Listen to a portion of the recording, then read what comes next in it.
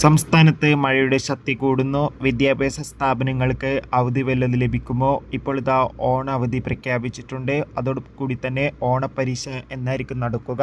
അതിൻ്റെ ഏറ്റവും പുതിയ അപ്ഡേഷനാണ് നമ്മൾ നോക്കാൻ പോകുന്നത്. വീഡിയോയിലേക്ക് മുൻപ് വീഡിയോ ലൈക്ക് ചെയ്യുക, ചാനൽ സബ്സ്ക്രൈബ് ചെയ്യാൻ വേണ്ടി ശ്രമിക്കുക. സംസ്ഥാനത്ത് വരും ദിവസങ്ങളിൽ കനത്ത മഴയ്ക്ക് സാധ്യത ഉണ്ടാകുമെന്ന് ഇപ്പോൾ കാലാവസ്ഥാ നിരീക്ഷണ കേന്ദ്രം അറിയിച്ചിട്ടുണ്ട്. അതുകൊണ്ട് തന്നെ എല്ലാവരും ജാഗ്രത പാലിക്കുക. ഇന്ന് രാവിലെ മുതൽ തന്നെ കണ്ണൂർ, കാസർഗോഡ് ജില്ലകളിലൊക്കെ മഴയുടെ ശക്തി കൂടുകയായിരുന്നു ഉണ്ടായിരുന്നത്. നിലവിൽ വിദ്യാഭ്യാസ സ്ഥാപനങ്ങൾക്ക് അവധിയൊന്നുമില്ല.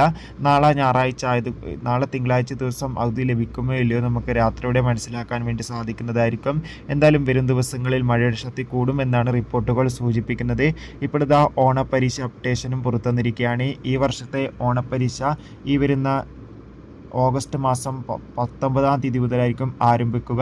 LP ക്ലാസ്സുകൾക്ക് ഈ വരുന്ന ഓഗസ്റ്റ് 20 തുടങ്ങി 26 വരെയായിരിക്കും എക്സാം. UP ക്ലാസ്സുകൾക്ക് ഈ വരുന്ന 18-ാം തീയതി ആരംഭിച്ച് 26-ാം തീയതി വരെ എക്സാമും. ഹൈസ്കൂൾ ക്ലാസ്സുകൾക്ക് ഈ വരുന്ന 18-ാം തീയതി ആരംഭിച്ച് ഈ വരുന്ന ഓഗസ്റ്റ് 26 വരെയാണ് എക്സാം. തുടർന്ന് ഈ വരുന്ന ഓഗസ്റ്റ് 29-ാം തീയതി മുതൽ ഓണാവധി ആരംഭിക്കുമെന്നാണ് റിപ്പോർട്ടുകൾ സൂചിപ്പിക്കുന്നത്.